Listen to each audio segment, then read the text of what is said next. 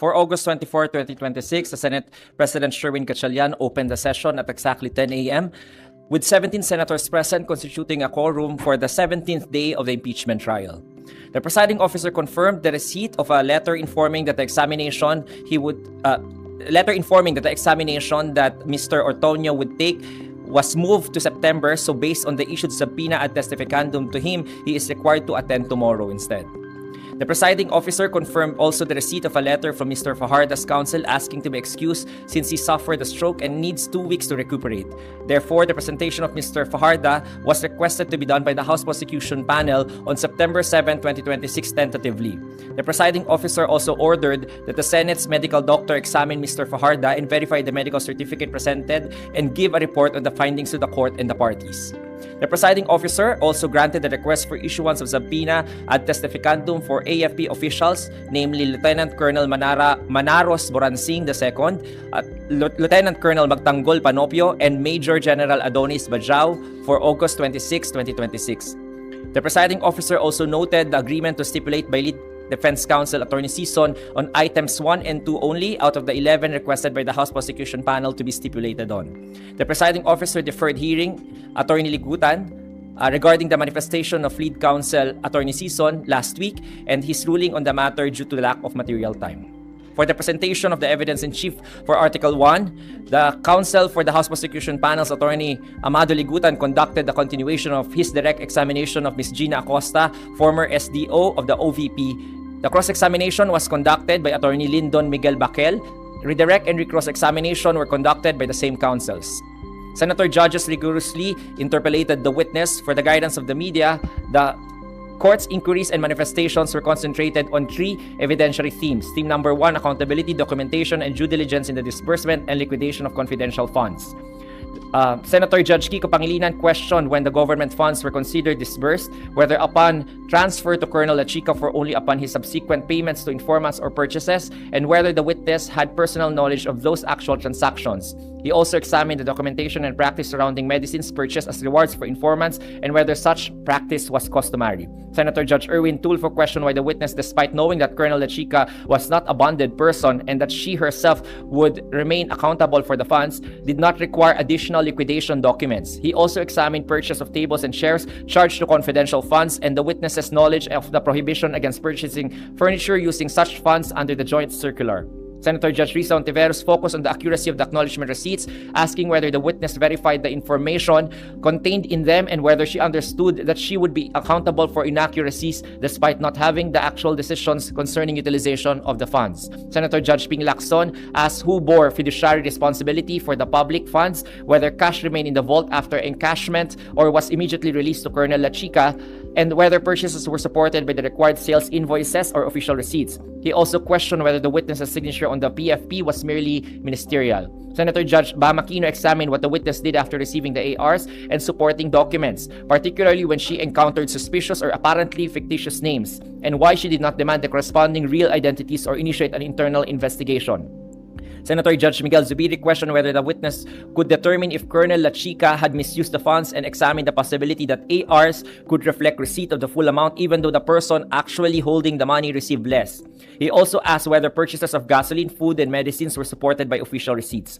Senator Judge Javier Ejercito questioned why, as SDO, the witness did not ask Colonel Lachica for further details regarding the use of the funds and whether she never directly asked him how the money was actually utilized. Theme number 2, the SDO's reliance on Colonel Lachica, aliases, and the actual flow of funds.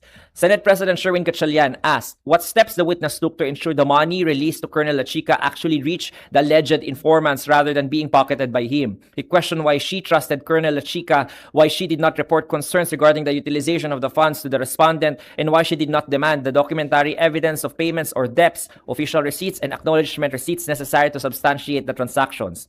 Senator Judge Risa Ontiveros asked whether every release to Colonel Lachica was reported to the respondent and whether, based on the witness's understanding, the respondent was the person who instructed Colonel Lachica on how the funds should be utilized. Senator Judge Amy Marcos asked who provided the liquidations and the ARs to the witness, whether she had observed anything irregular, questionable, or suspicious in the documents, and whether the respondent knew about such irregularities. She also asked whether the respondent ever physically held the money after encashment. Senator Judge Lito Lapid asked what happened to the aliases referring to real persons and why the witness continued to believe Colonel Lachica's representations, including whether he had his own intelligence fund. Senator Judge Tito Soto examined whether the SDO's functions could be delegated, and if so, to whom the witness delegated the actual disbursement of funds across the 132 areas covered within only 11 days. Presiding Officer Chis Escudero pursued the actual movement of the money, asking that what the witness meant when she said Colonel Lachica implemented the distribution to different persons in different areas within a single day, whether Colonel Lachica personally distributed the money or delegated the task to others, and whether such transfer constituted a disbursement. He also asked whether Colonel Lachica ever personally received the money for himself or merely passed it on to others. As to theme number 3, the irregularities, COA findings, and accountability for the confidential funds. Presiding Officer Escudero directly confronted the discrepancy between the witnesses' claim that the funds tallied and the COA's finding that they did not. He asked where the money corresponding to the over-liquidation discrepancy came from, where ASEC or Tonyo could have obtained the additional funds, and whether the witness's bond covered the entire 125 million which she was accountable for. Senator Judge Rafi Tulfo questioned the degree of diligence and discretion expected of an SDO in requiring Colonel Lachica's liquidation reports. He also compared the absence of a notice of disallowance during the witness's prior experience in Davao with the notice of disallowance issued in the present circumstances. He further tested the witness's credibility by asking whether she would continue believing Colonel Lachica's representations about payments to informants despite observing him possessing expensive personal items and vehicles hypothetically.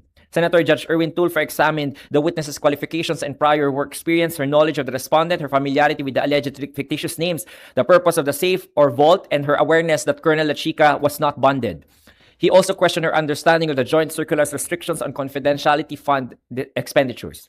Senator Judge Kiko Pangilinan examined whether the nature of public funds changes once they are disbursed, the specific amounts allegedly spent on medicines for Lakbay Aral and tree planting activities, and whether the purported use of medicines as rewards for informants was a normal practice based on the witness's prior experience as a disbursing officer in Davao. He also asked who could independently confirm that the money had actually been turned over to Colonel Lachica and whether similar practices existed when she served in Davao. Senator Judge Joel Villanueva examined the witness's understanding of the SDO's duties and the criteria she would apply if she were the appointing authority selecting an SDO, including which decisions she was personally expected to make. Following rulings by the presiding officer Escudero on various evidentiary motions and objections by both parties, the trial was adjourned. And pursuant to the rules of procedure on impeachment trials, the impeachment court will resume session on Tuesday, August 25, 2026 at 10 a.m. The agenda is a continuation of the presentation of the House Prosecution Panel's case-in-chief for Article 1 through the presentation of the witness Mr. Lemuel G. Ortonio, the Chief of Staff of the OVP. Any questions? Attorney, napansin ko po kasi kanina na parang we have senator judges na may konting background in regards to the movement of confidential funds. Could they use this personal knowledge in their decision sa ruling, or is the ruling strictly based on yung testimonies ng witnesses? You're right, no? Yung nakalagay sa ating rules of court, rules on evidence natin, the senator judges or any judge must also consider the experience of common human people, no, with reasonable intelligence. So kasama 'yon sa kanilang pagde-decide kapag nakita na nila yung buong picture ng mga ebidensya at saka yung mga testimonya ng testigo. So they will factor that in their decision. So does this mean, attorney, na yung occasional or seemingly non-answer ng ating witness thus weaken yung kanyang testimony?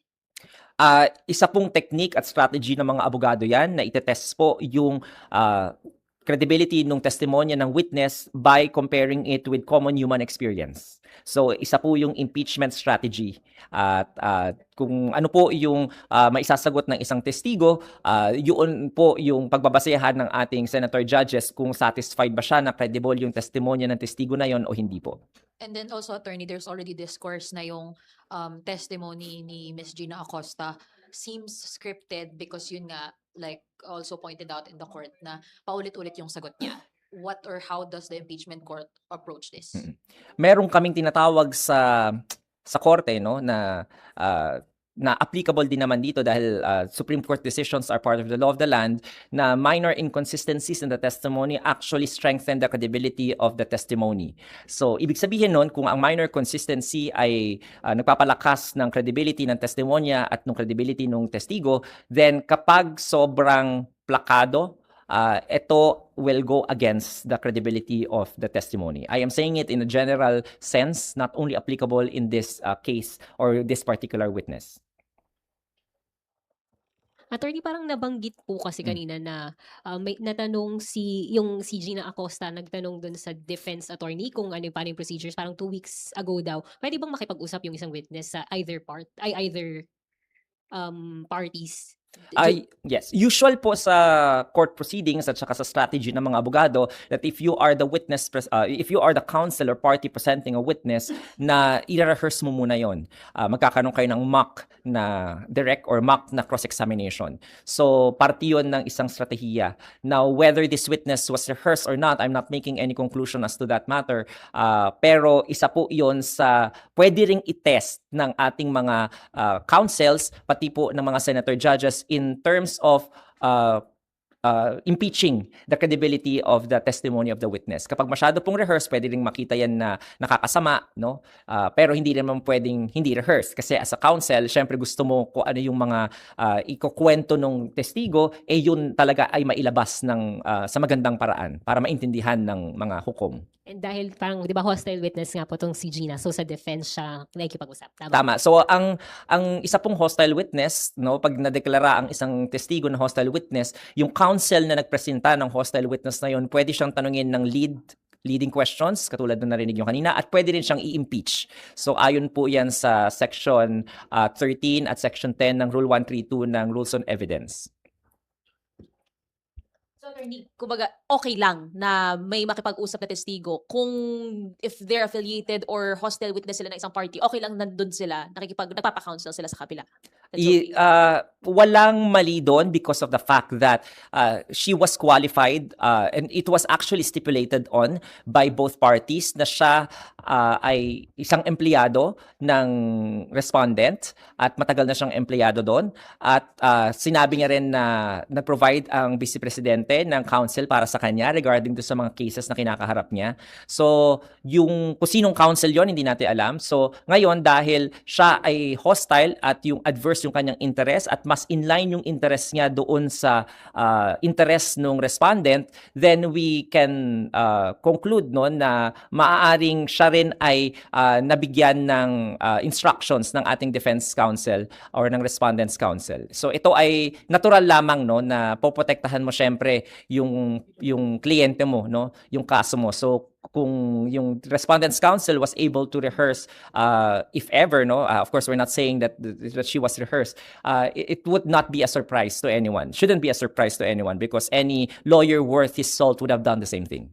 And attorney, does this apply to every witness out there na nakapila? Just in case na naman, pero wala pa kunwari, hindi pa sila declared na hostile witness ng either of the party, pwede po sila magpa-counsel sa either of the party? Or dapat po nakalatag? Walang strict rule regarding that matter, no.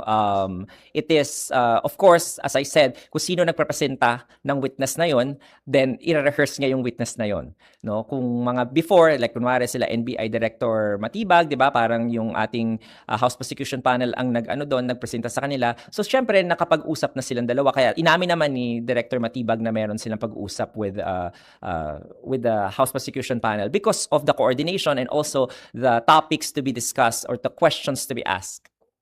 But not, of course, pag sinabing rehearsal, yung tanong lang at saka yung tanong lang yung nire-rehearse para makapaghanda yung isang testigo. Hindi yung, the lawyers cannot supply the answer for the witnesses because that will be considered as witness tampering naman, no? So, kailangan, yung, para lang mabihasa yung isang testigo sa katanungan at ma-reform lang yung mga sagot niya kung sakasakaling medyo hindi malinaw yung pagkasagot. Attorney, does that include yung pagsagot lang ng opo, hindi po? And pag kunwari may cross-exam, parang puro yes or no questions lang yung binabato? Cross-examination po, dahil leading questions usually answerable only by yes or no. And usually kapag ang testigo ay sumobra sa pagsagot na yun na yes or no, makikita ninyo, nagpapamove to strike yung isang counsel para sasabihin niya unresponsive to the question.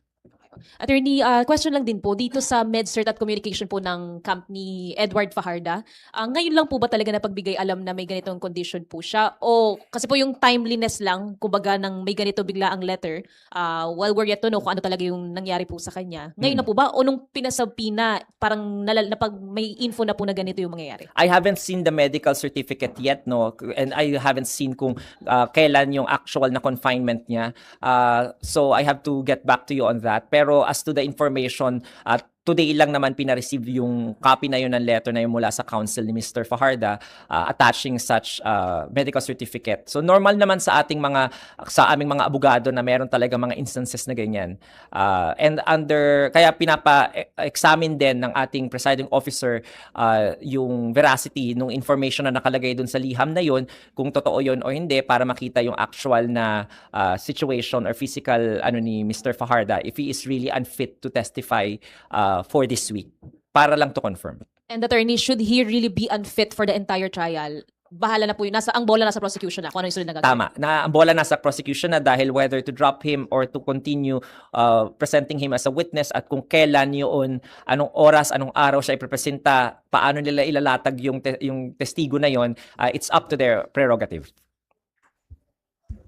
Attorney, yung sa yung sa argument ng defense kanina, yung sa 5-day rule, kasi nga bigla ang magpapaliban muna si Edward Fajarda. Tapos walang yung 5 days notice para dun sa susunod na witnesses.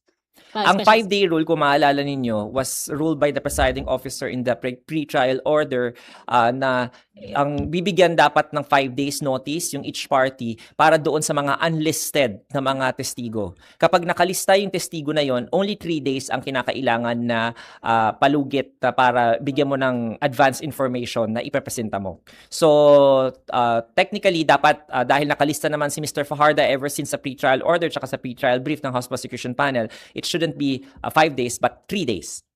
Pero sir, yung dun sa susunod na witnesses, kasi parang sabi nila hindi daw sila masyado makapaghanda, yung sa tatlong AFP officials. Sa AFP officials also, nakalista po yon sa pre-trial order, so ang mag-a-apply po ay yung 3-day notice.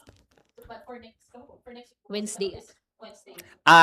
Parang sinabi ni presiding officer na baka mauna lang yung direct examination ng isa sa mga AFP officials na yon sa Wednesday at baka hindi naman matapos yung cross-examination. So the respondents' counsel would be given the chance naman enough time to prepare for their cross-examination kung sakaling Monday mangyari yung cross-examination at Wednesday mangyari yung direct examination ng unang testigo na AFP official na si Mr. Boransing II.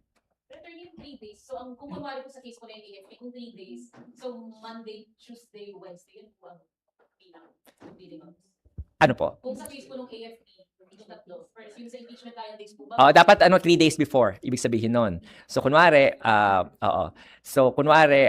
Wednesday ang hearing, dapat na sabihan mo siya ng Sunday. Ng mga Sunday. Kasi you don't count the day na kung kailan mo ipinaalam eh. So, I mean, those are preferred dates naman, but the court will be liberal in implementing the number of days so long as wala namang undue prejudice to each party. Kaya kanina sinabi ni presiding officer, wala namang ganong prejudice sa inyo kasi baka hindi namang matapos yung direct examination nung first AFP official na si Mr. Boransing II sa Wednesday, then you still have enough time. Yun lang naman ay para makapaghanda ka doon sa cross-examination mo. Attorney, para lang makapaghanda din kami. Bago na yung schedule, trial schedule next week. Hindi ko pa po mako-confirm yan, no, kung mauurong na ba tayo ng hapon o hindi, no. So pero hintayin po natin, bibigyan naman tayo ng advance notice ni presiding officer. So if not tomorrow, baka Wednesday po. And that's for the trial Kasi iniisip schedule po next nila, week. yes po, and moving forward po. Kasi iniisip po nila na parang let's have a clean cut, no, na tapusin na yung Agosto bago pa mag-iba yung mga schedule. And for advance notice to the witnesses and the parties. Okay? Okay po, salamat.